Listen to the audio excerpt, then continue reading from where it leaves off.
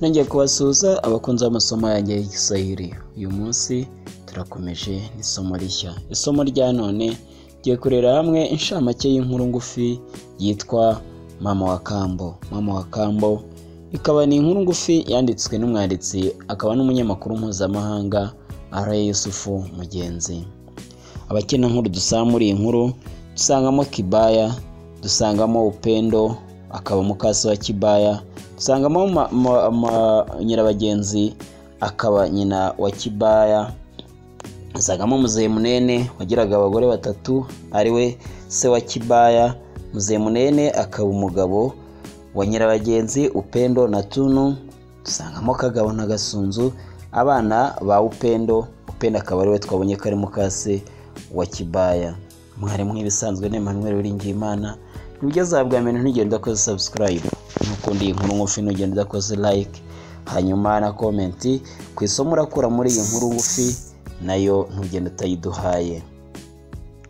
Aha tubona ko inkuru itangira umusaza Muzehe Munene agirana ibibazo na Nyirabagenzi nyina wa Kibaya, bagatandukana. Kibaya kiri umwana muto cyane, yamara kugenda Kibaya agasigara arirwa na mukase akazayamuha akazi kenshi kuko yaracuruzaga, akayacuruza ibitumbuwa, amasambusa n'amacapati.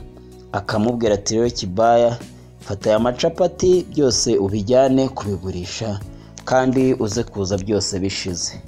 Hanyuma Kibaya akabijyana ahantu hose azi hakuteranira abantu, ahari amashuri, kwakunda abana babaga basohotse nkogiye nko mu kiruhuko, abana kwakunde ku masoko mu gasantere, ku buryo bagomba gukonsoma bya bintu byose bikaribwa bigashira, nkuko yabaga hawe itegeko ko natabikora ari buhure n'ikibazo ko atari burye, kubera ko Muzehe Munene nta kintu ngo yagitangaga mu rugo, ntiyigeraga agabura, ntiyigeraga agahahira urugo, ubwo byari ukwirwariza.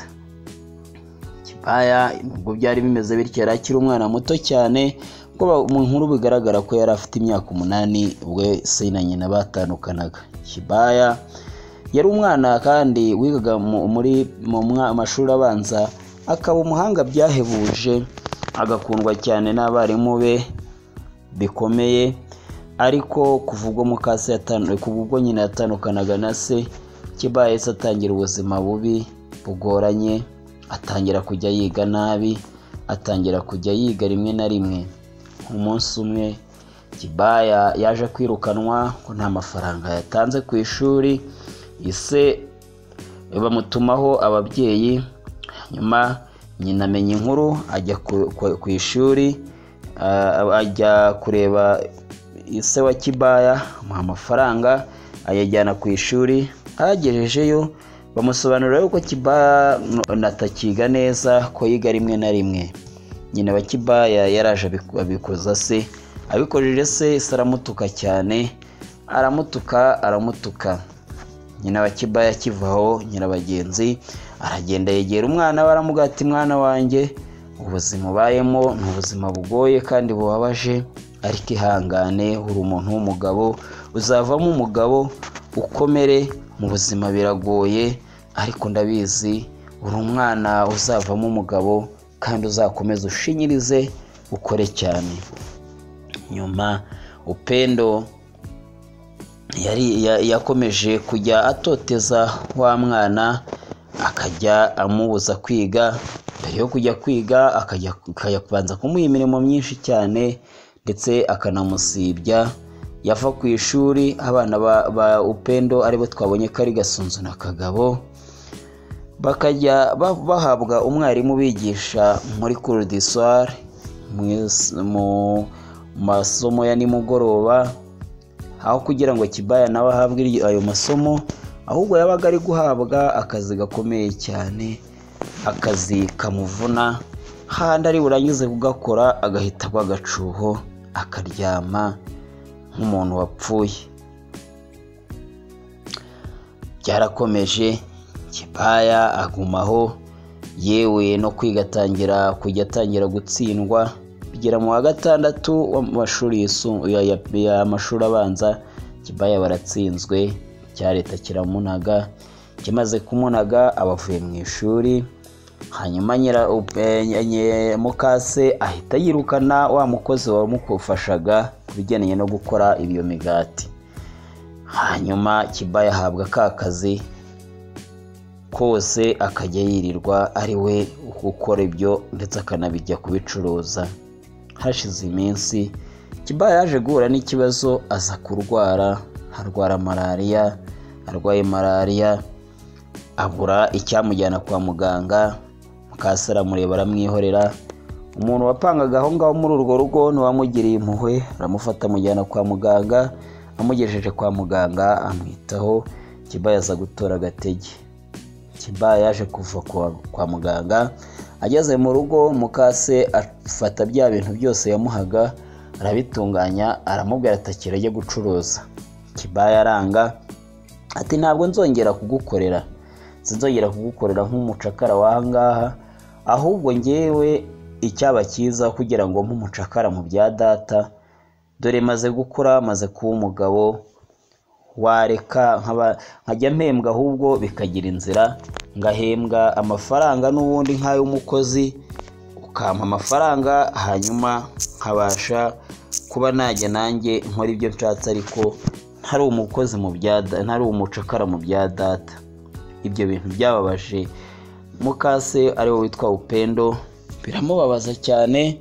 Hanyuma kuri uwo mugoroba Ise atashye asanga ibintu mu rugo byadogeye, byahindutse. Umugore ari kurira cyane. Ise Muzemunene abajije umugore we kiri kumuriza, ati akanga kumusubiza, ati nahuye n'ishyano rikomeye, nahuye n'ishyano. Ati none se bimeze bitatu? Ya ngiye kwigendera, ngiye kwigira mu rugo, ngiye kwisubirira iwacu, ndabona ibi bintu ntazabivamo. Umusaza akomeza kumwinyiga ati byakugendekeye bite? Ndato ya ngewe muri iyi minsi nagize ikibazo. Kibaya yarakuze, ntagishaka kurara ku buriri bwe, abashaka kugira ngo aze kurara kuri ubu buriri bwanjye iyo udahari ngo turarane, ngo ntabwo noneho Kibaya abashaka kugira ngo turyamane. Uyu munsi bwo byabaye agahomamunwa kuko yashatse kufata ku ngufu ndetse ndamunanira. Ibyo bintu byashavuje se, areba ukuntu umwana we agiye kumutwara umugore, biramubabaza. Afata umuhoro azenguruka muri karitsiye ashaka kugira ngo ahure na Kibaya nibura ngo amwivune amukate umutwe. Ati Kibaya ari he? Kibaya ari he? Azenguruka mu ngo zose kugira ngo nibura arebe ko yakata Kibaya umutwe akamwica bikagira inzira. Ati ndamwica mfungwe, ndamwica mfungwe. Gusa muri iyo karitsiye abantu bari bazi ibibera muri urwo rugo, ariko Muzemunene we nta kintu yamenyaga kuko yahabaga nk'umugenzi, cyane ko urugo yarumaragamo iminsi 3 yo kuraramo, akongera akajya ku wundi mugore akamarayo iminsi 3, gutyo agenda asimburanye.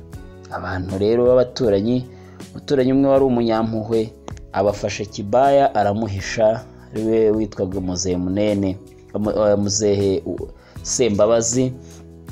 Muzehe Sembabazi akaba n'umusaza wagiraga impuhwe, ahisha Kibaya. Bukeye Muzemunene abafashe, akoranye inama, ahamagaza inama. Uwo Muzemunene mbibutse ko ari se wa Kibaya, arangije abwira abaturanyi ati ngewe impamvu nabahamagaje ndagira ngo mbamenyeshe yuko Kibaya atakiri umwana wanjye, yashatse kunsimbura, ashaka kunsambanyiriza umugore, none ubu ndamuciye, ntazigere na rimwe none hagaruka muri uru rugo, ubutaka ntazongera kubukandagiraho. Ikindi nimpfa Kibaya ntazambonera umurambo. Ikindi kandi ndarahiye Kibaya ninongera kumubona ahangaha azapfa, nzamuhitana. Bukeye Muzehe Sembabazi wa musaza wari umunyampuhwe arabwira Kibaya ati mwana wanjye ndagushakira akazi uze kwibeshaho. Muzehe Sembabazi amushakira akazi muri hoteli yitwa Hoteli Kumekucha. Hoteli yari irimo yari inshuti ye. Iyo nshuti ye baramuha Kibaya akazi muri iyo hoteli ko kujya akora mu gikoni. Kibaya agakorana umurava ukomeye cyane, arakundwa, ngo nta muntu wigeze atanga komande ngo atinde kuyibona. Hanyuma nyiri hoteli akaba ari we Gafaranga, aramukunda bikomeye cyane, aramwongeza mu mushahara. Kibaya aba umuntu ukomeye, atangira gukomera. Gusa aho umutindi yanitse ntiriva. Haciye imyaka 2 ya hoteli iza gufatwa n'inkongi y'umuriro, maze ibintu byarimo byose biratikira. Bimaze gutikira na Kibaya icyo gihe ari mu gikoni, baraza barazimya, basanga Kibaya amerewe nabi yenda gupfa, yahiye ariko atarashira amakuka. Bamujyana kwa muganga bwangu, agerayo amarayo igihe kirekire arwaye, aza kuza koroherwa arataha. Ageze imuhira, Kibaya aza gutangira ubuzima bwo kujya adoda inkweto. Maze kudoda inkweto aza kugira imwe umugisha, abona abantu bashinzwe sosiyete z'ubwishingizi baje kumureba. Baramureba, umaze umwirondoro we, yuzuza fomo. Maze kuzuza fomo baza kumutwara, bamuha amafaranga menshi agera kuri 4 miliyoni y'indishyi zo kuba yarabaye ikimuga cya burundu. Kibaya aza kuyafata amafaranga yashyira kuri banke. Amaze kuyashyira kuri banke, amafaranga arunguka, ndetse aza kugurizaho n'andi mafaranga, aguramo imodoka itwara imizigo, ayikodesha kampani. Iyo modoka ikajya ijya mu mahanga, ndetse Kibaya aguramo n'indi modoka izajya imufasha mu buzima busanzwe. Hanyuma aragenda arakira. Uwari Kibaya akajya ahimbwa akazina ka Kizuri. Abo umuntu uvuga rikijyana, akajya avuga bakakoma amashyi, abantu benshi batangira kwifuza ubuzima bwe. Haciye igihe, Kibaya ayubaka inzu nziza muri Kigali.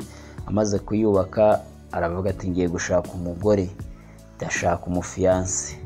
Aritegereza, abona hari umukobwa witwa Amina, bari inshuti, wari umwarimu we umwigishaga Igifaransa.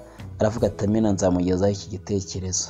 Akimugejejeho, Amina arabyemera, ndetse batangira ubwo akajya amwigisha ndetse n'andi masomo atandukanye, aho kuba Igifaransa gusa akamwigisha n'imibare n'andi. Kibaya rimwe aza kujya muri disco n'umukunzi we, basohokanye, batashye bagera mu rugo bananiwe bararyama. Bakigera mu rugo bumva imiryango iri gukubita, abantu barimo kumenagura imiryango. Kibaya yarebeye mu idirishya asanga abazamu be baziritswe ku nkingi y'igiti, imbwa ze zarozwe, nta n'imwe iri bumutabare. Bahita bigira inama, Amina n'umukunzi we bakura imyenda mu isanduku. Igisanduku cyabikaga imyenda Kibaya ajyamo. Kibaya amaze kugeramo, urugi rwo ku muryango bararuciye, waho baryamaga baruciye babajura. Baza babaza Kibaya ahantu ari, Kibaya baramubura, ariko bakubita wa mukobwa. Umwe afata isigara ararinywa, atangira kujya amucoma, amushyira ku itama, umuriro aramutwika. Umukobwa ntiyavuga ahantu Kibaya ari. Aravuga ati yagiye i Mombasa kuko hari imodoka yagize ikibazo rwose. Kibaya ntawe uraha. Uwo nguwo warushye kumukubita amuha mugenzi we nawe afata imisatsi n'ikibiriti akajya yitwika. Mbega ukuntu baramubabaza, akajya arira atera induru ati mwimbabaza rwose, Kibaya ntawe uraha. Bati duha amafaranga. Umukobwa avanamo amafaranga 10,000 arayabaha, ati rwose ngenda umushyitsi ahangaha, nta mafaranga afite, umbabarire. Hanyuma inkuru igakomeza. Kibaya bafata bya bintu byo mu nzu ye byose bakabitwara, abajura barabipakira, bagera no kuri ya sanduku yari ifungiranyemo Kibaya. Barangije bamaze kuyitwara nayo barayikorera. Ubwo bavugaga yuko wenda ariho haba harimo n'ibintu by'agaciro. Kubw'amahirwe ya sanduku igeze mu modoka, abajura bagarutse mu nzu. Kibaya yarabafashe akuma kari mu mufuka kariho imfunguzo, abahise ahisatura, avamo gahoro, abaragiye yegera umujura wari urinze urugo kugira ngo hatagira abantu baza kubatabara afite n'imbunda. Kibaya bamushikuje imbunda y'amashinigani, abamurashe isasu, amujura bayituye hasi. Abandi bagenzi be bumvise isasu basohoka mu nzu birukanka cyane, barasohoka. Kibaya barashemo undi agenda avirirana. Hashize umwanya ubwo bose bagiye, Kibaya ajya gufungura umukunzi we aho yari afungiranye, hanyuma anabohora n'ababazamu. Barebye basanga ba bantu barashwe ari abana ba bene se wa Kibaya, ari bo Gasunzu na Kagabo. Ati yo, aba bene data koko ndabisha abavandimwe? Ataba n'abavandimwe kuri data, none nibo koko bari baje kunyica, none nabarashe. Nuko ubwo yabonaga uwa mbere, hanyuma n'uwa nyuma nawe aza kumenya yuko ari we, ariko uwa mbere yari yapfuye. Nuko barakomeza baza gutangaza amakuru ku cyiciro cya polisi cyangwa se ku kigo gishinzwe umutekano, bababwira ibyabaye. Hashize umwanya tukabona muzehe se wa Kibaya amenya inkuru mbi yuko abana be babiri barashwe.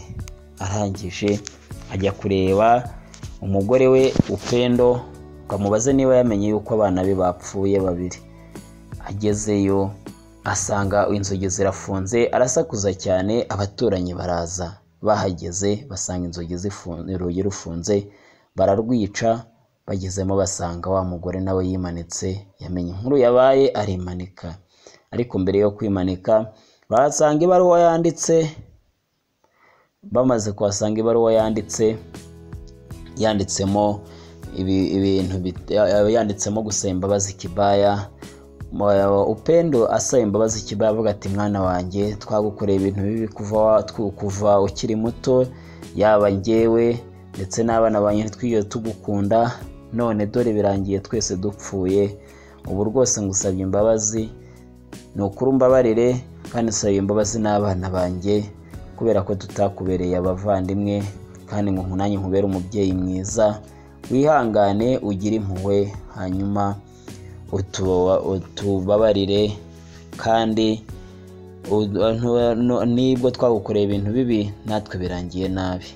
Aho ngaho byarangiye bashyinguwe ba bantu. Ariko mbere gato mwibuka yuko Isirayeli yaravuze ngo Kibaya ntazahinguke mu rugo rw'ukundi. Byarangiye se nta kintu avuze, aramwara. Icyo gihe yari afite isoni n'ikimwaro, nta kintu yari afite. Bamaze gushyingura rero abo bavandimwe babiri ndetse na mukase wa Kibaya. Kibaya yaje gukora ubukwe nyuma y'amezi 2, akora ubukwe. Amaze gukora ubukwe ndetse buba bwiza cyane, kuko Kibaya yaramaze kuba umukire. Ubukwe na muzehe Munene ari we se wa Kibaya arabutaha. Nguko uko inkuru irangira. Ndibutsa ko iyi nkuru yanditswe na Yusufu Mugenzi, umwanditsi akaba n'umunyamakuru mpuzamahanga. Ndabashimiye kuba mwayiteze amatwi. Mwari kumwe na Emmanuel Uwiringiyimana, umwarimu w'Igiswahili kuri iyi channel ya Emmanuel Uwiringiyimana Colonel. Tukaba tuzakomeza mu masomo y'ubutaha. Tuzasubira. Niba wakunze iri somo inkuru ntugende ko subscribe. Niba hari isomo ukuyemo ryandike muri comment. Hanyuma tuzasubire ubutaha. Imana y'umugisha n'amahoro ikomeze kubarinda. Kwaheri.